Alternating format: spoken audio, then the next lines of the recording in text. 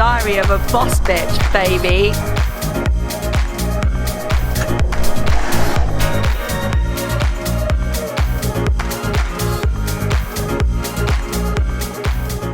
Hi Heather. Hi everyone. Hi Emery. All right. We're back again. Episode 4, Diary of a Boss Bitch.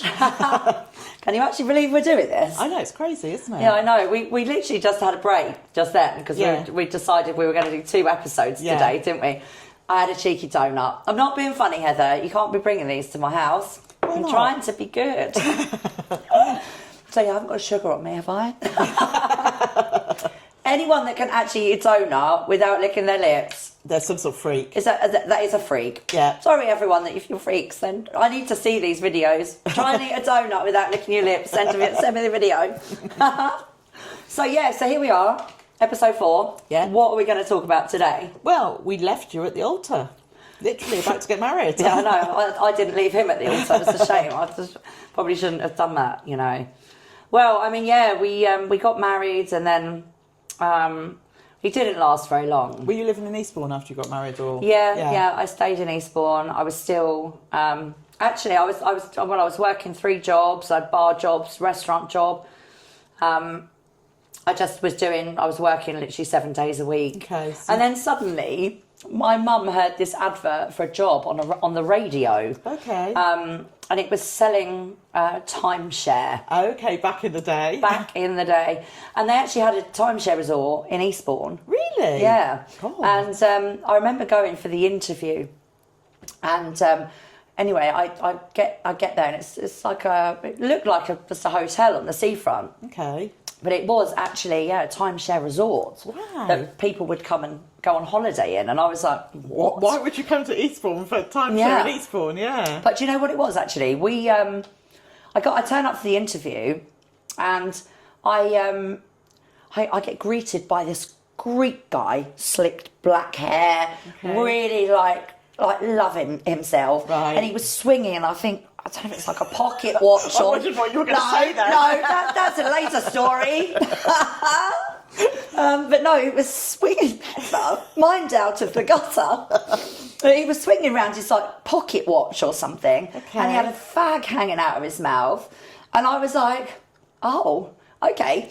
And he showed me around like the resort. Right. What was it like?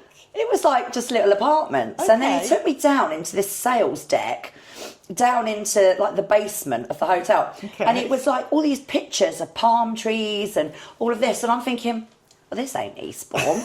Like, what's this? And then I found out actually what it was, and that people would buy a week in Eastbourne and then they'd swap it for anywhere in the world. Oh, okay. And there was this book with like 4,000 resorts or whatever it was, that if they had this week, they could swap it and go somewhere else. Right, okay. And I thought, well, this is bloody brilliant. This is like, I'm selling holidays for a living. This is my dream. This is what I dreamt I was going to be doing. Yeah. But I started working for this timeshare company. Okay. And the sales training that I went through there was just second to none, to be honest. Yeah. Would you sort of accost people on the streets No. and drag them in? It wasn't like that. Yeah, just rocking down Eastbourne seafront to the grannies. Come on, you want to come in. No, it was done. People would get like a letter and get told they had like a free holiday. Ah, okay. Yeah, and so they'd come down. They did actually get a free holiday. Right. I mean, it was to another timeshare resort over in like Tenerife or something. Okay. And then they get accosted again, basically. Yeah. And so I have to be honest, I absolutely loved that job, and I was bloody good at it. I bet. Yeah. I was. Yeah. And I actually, it turned out. So I start working, and they say, oh my god! Every time you were on like a tour, they used to call it, showing people around and everything. You would have the Gypsy Kings in the background. Dun, da, da, da, da. Oh, to give that holiday spit. Yeah, exactly. Yeah. Every time someone bought a timeshare, because you did have to make people sign up on the day. Oh, wow. So like 6 or 7 grand, which back then was a lot of money. Yeah. But it was, it was amazing. You had to write it on, what was it? Had to be yellow paper with black writing, because apparently it makes it go into the brain quicker or something. And you used to have to do this whole sales pitch, and all of this.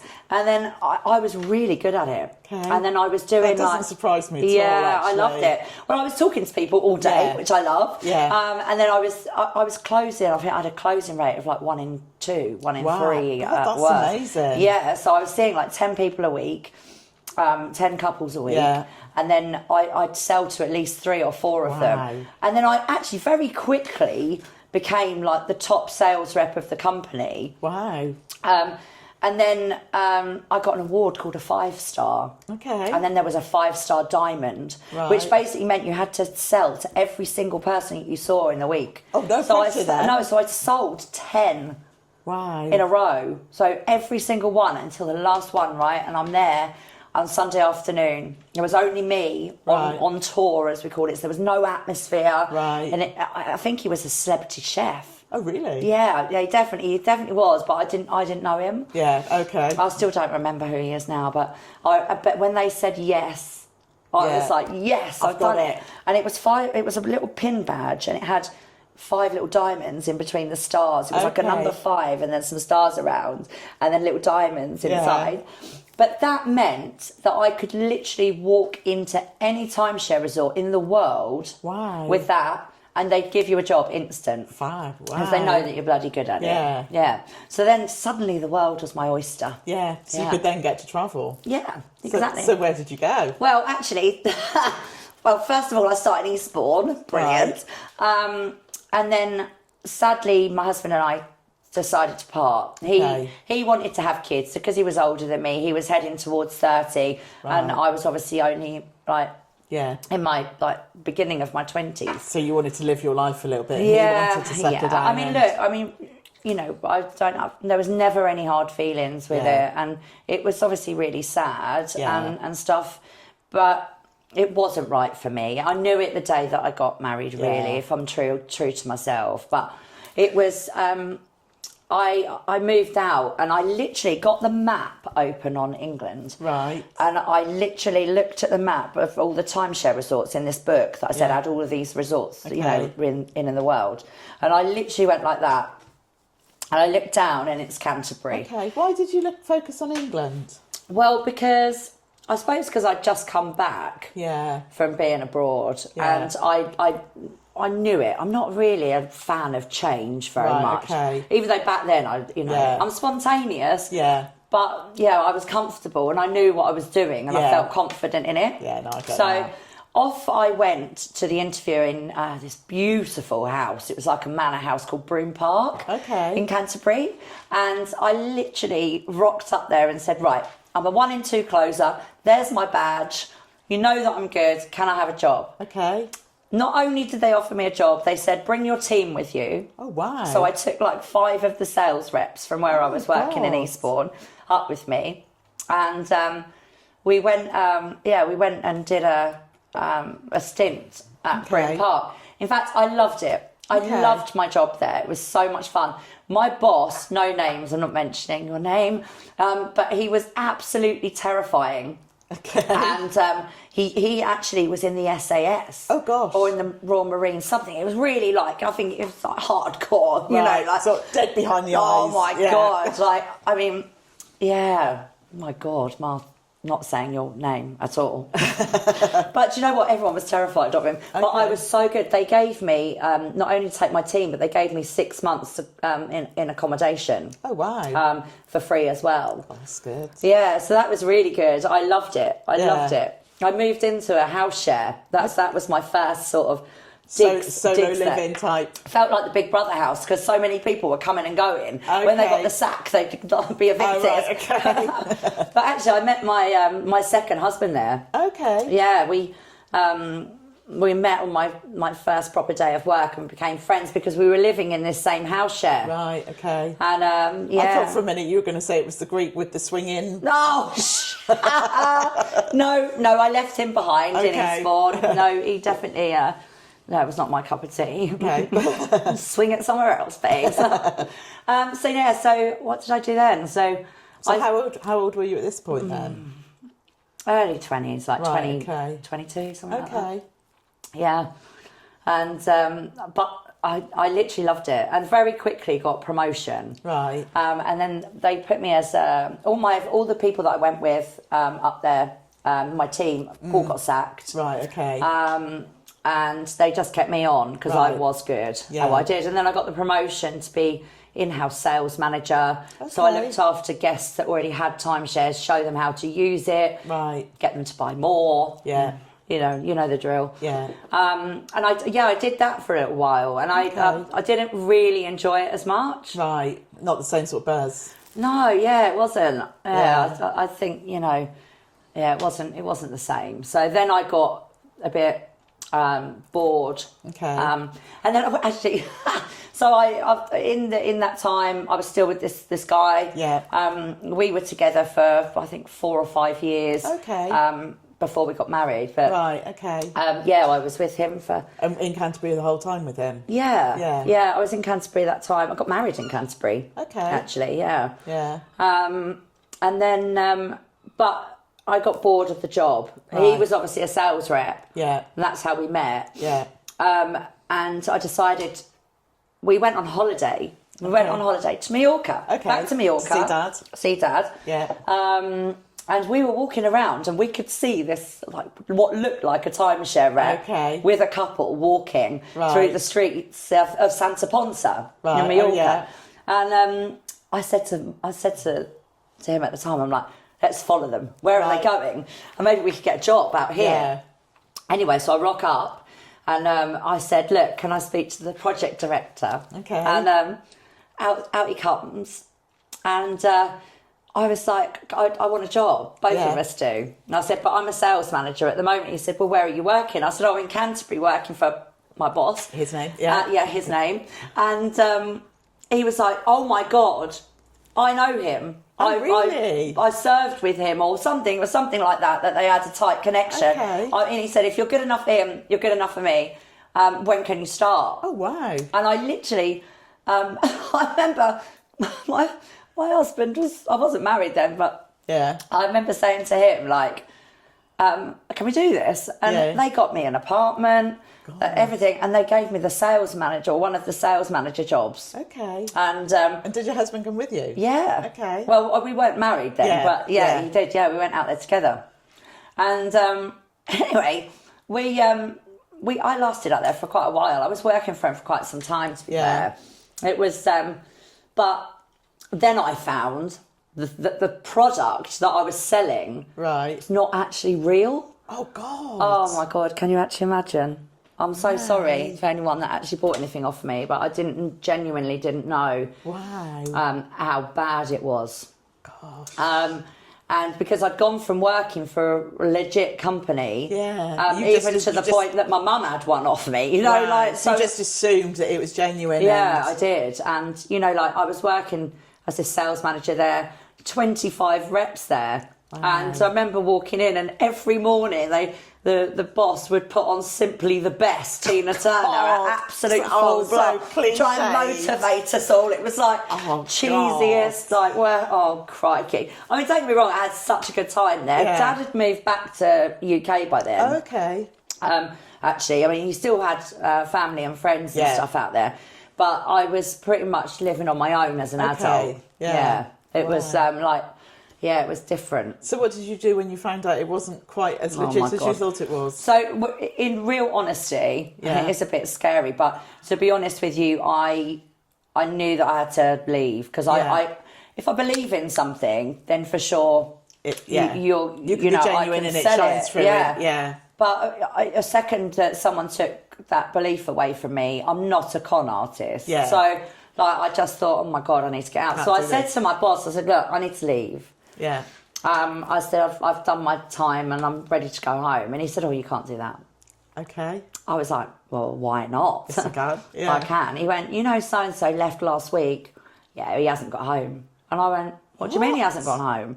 He said, well, probably swimming with the fishes or something out there. What? And yeah. And can you imagine? I'm like, sorry, what are you saying? He said, Anne-Marie, he was earning way too much money for the company. They're not going to want to let you go. Like, it's going to be the slap. And I was just like, oh, shit, what am I going to do? Wow. I was absolutely, can you imagine? And I said, oh, what am I working for? The bloody Mafia or something? He went, yeah. I was like, fuck, what do I do now? Wow. Like, can you imagine? Yeah. Oh, fuck. So what we did, I said to my other half, I'm like, we got to go. We're going to have to, like, run here. Wow. And he said, when? I said, tonight. Yeah, so I'd driven my car all the way down. I had a little 1 litre Micra, Nissan Micra, that my mum had bought me, bless her. Right. And I thought, I'm going to take my car. So we drove down through France and went over on the ferry from Barcelona to Mallorca. Right. I said, we're going to have to, like, go tonight, like, to my other half. And he went, all right, let's go. So he literally piled everything into the car at midnight. Yeah. Didn't tell a soul apart from one person. Right. And because we gave him, all of the reps were struggling. Everyone that was out there, bang on the drugs, getting pissed every night. So everything they earned was just everything they earned was just going. Yeah. They were just there to live the life and enjoy their time. Yeah. You know, fuck about a little bit. That's what, you know, everyone else was there for. Yeah. So they never had anything. So we gave all of our stuff, like fans and bedding and all the stuff that we... To this one person. Yeah, to this one person. So he was the only person that knew that we actually did a bunk. Wow. And anyway, so I sat at 4 a.m, the ferry left. That was the only thing we could get, a ferry. Right. 8-hour ferry. Oh my God. Can you imagine? So then I'm like, oh my God, what happens if they're on here? What happens if someone sees us leaving? I mean, I was terrified. But actually, I thought to myself, what the hell am I going to do when I get home? Yeah, of course. I had nowhere to live. Yeah. Because obviously I'm out in Mallorca and we made an instant decision to leave. Yeah. So I had nowhere to live. I had literally just my car and the stuff that was in the car. Yeah. No job, no nothing. Wow. And I thought that was my time to come out of the timeshare industry, to be honest with you. Yeah. So, and so I came back and where did you come back to? Canterbury or Eastbourne? No, I actually came back to Eastbourne because my mum back then actually had a little flat. Okay. It was like a little back-to-back house I was living in. Oh, right, okay. In the harbour. And she was renting it out, but luckily for me, it was empty when I got back. I was really lucky. Yeah, right. So I moved straight into there. But on that ferry, I decided I'm going to write my business plan for my future activities and what I was going to do. Because I was bored. I think it was Braveheart on the TV in Spanish. I'm like, brilliant. And I've got 8 hours to sit here and do something. And I need to distract myself from the fact that the Mafia might be waiting for me. Around the corner, so I actually wrote 2 business plans. I wrote a business plan to be a letting agent. Okay. And then I did a business plan to be a wedding planner. Because obviously that's where my your mum was. Mum, She had a printing chemical company still back then, but she always had the wedding planning and party side things on the side. Like her project that she enjoyed? Yeah, she did. Yeah, exactly. So I moved into a house, wrote this business plan, decided that the letting agents was going to be my where you were going to go. Yeah. I did have a little stint when I was in Eastbourne of working in an estate agent's, a big corporate firm. Yeah. But only in sales, not in lettings. Yeah. So my experience was lacking in the lettings. But then I decided I'm going to self-teach myself how to be a letting agent. Okay, like you do. Like I do. So I decided that I was going to... This is with dial-up internet. I just remember it, that noise. I mean, Christ, I don't know how on earth I researched on that. 3 hours for a picture to load. Yeah, exactly. Yeah. But actually, what I did is I thought, I'm just going to go to all of the letting agencies, get them to come to my house and give me the pitch. Okay. And I'll say that I'm renting the house out. Right, okay. So what would they value it at? What their landlord terms and conditions look like. Okay, to get all of the information. Just like all the information out. Then I did the role reverse of actually going on a viewing. Okay. as as a prospective tenant, good idea. because they obviously have different valuers to viewers and stuff like that. So I self-taught myself Brilliant everything. way. Yeah, very smart. Yeah, and then I opened up my first company. Was just specialising in Eastbourne Sovereign Harbour. Okay. Because there was so much buy-to-let stuff. Right. Yeah. In Eastbourne, and investors. Everybody wanted the harbour. Yeah, everyone did. So I specialised in the harbour, in the marina. Okay. And that was my first ever proper business. Wow. So by yourself, or did you have staff? Or I had staff. Yeah. So to start with, obviously no. Just you. Yeah. It was just me, and then it just got bigger and bigger, and then I got a little smart car and had it wrapped in pictures of boats. Okay. And yeah, oh my God, I actually did really good. That's amazing. Yeah, it was really good. I think in the end there was like 4 or 5 of us. Okay. Yeah, and then I opened another little, then I decided I wanted to go into the sales. Right. So I again specialised in just selling properties in the marina. Okay. So, that was my first. So you were like the go-to place for the marina, basically. Yeah, exactly. Yeah. It did what it said on the tin. Okay. So we specialised in the harbour, and it was really good. I learned so much and loved it.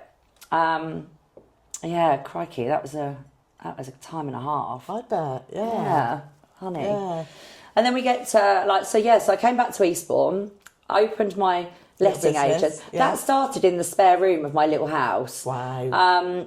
And then I moved to a bit of a bigger house, and then I was still working from home. Okay. And then I got a shop. Right, so you had that physical Then I had premises. my first ever shop in the harbour? No, actually it wasn't, because back then they wouldn't allow an estate agents in the harbour to rent out in an office there. Okay. Or something in like the covenants.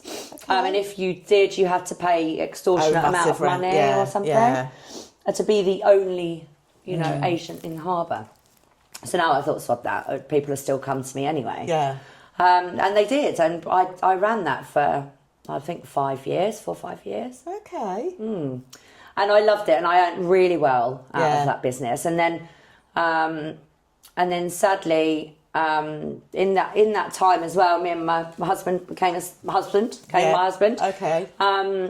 But actually, again, I mean, to be honest with you, he left me. Okay. I mean, running for the hills. But he left me. I mean, well, look, we moved around a lot, and then we were here, there, and everywhere. I lived in that time of us being together.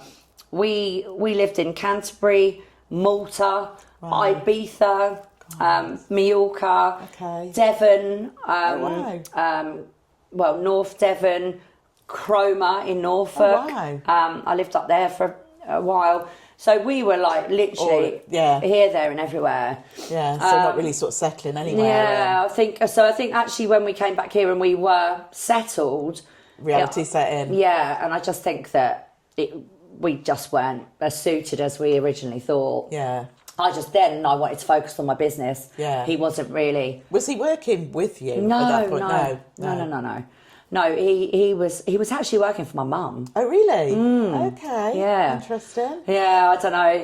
To be honest, again, like no hard feelings with him, but it's probably wasn't the right. The best Well, he idea. definitely wasn't the right person for me, because otherwise I wouldn't be sat here now single, would I? No, well, no. But so I had that, but sadly when I split up with him, right. Obviously I had to sell my business. Yeah. Which was like. Must have been like selling your baby when you built it from God, nothing. it was awful. Yeah, and I was doing so well out of it. I had a brand new SLK, which first time I actually thought I'm doing well here, and I actually was able to go into Mercedes and actually say I want a brand new car. Wow, going from your little 1 litre Micra. Yeah, going from a Micra into I did have another car. I can't remember what it was now, but yeah, this was the first time I'd ever been able to buy a brand new car. Okay.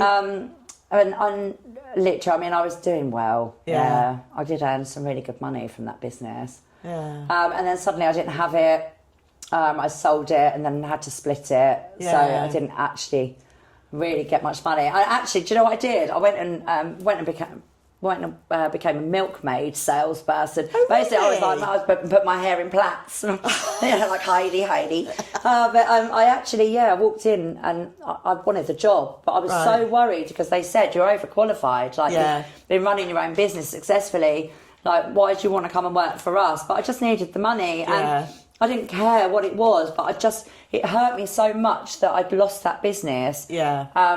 That I didn't know what to do with myself, and I didn't want to. You're a bit lost, but I didn't want to go back into property because it literally was broke your heart. Yeah, and I just thought, just to give me anything, any job, just get me out of here. Yeah, exactly. Oh wow. Yeah, so then that's a milkmaid city. Lovely. Okay, well, sounds like we've got lots more to come then in future so episodes. Much, so Then from milkmaid to now. Oh my god, I know. Ta-da! That's amazing. Yeah. Well, that's us done again. Oh my goodness. Do you know how quickly these things go? It's amazing, isn't it? I mean, literally, I love it. Yeah. But thank you ever so much, everyone, for watching. Subscribe, like, share, or whatever everyone says. Click on Buy Me a Coffee because you've got to keep us in coffee and donuts. Yeah, well, especially the donuts. Well, yeah, exactly. She can't be buying them every week. It costs her a fortune.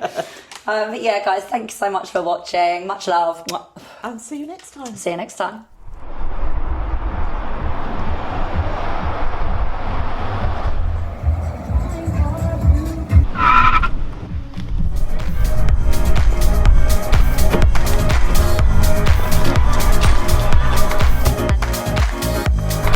And this is the diary of a boss bitch, baby.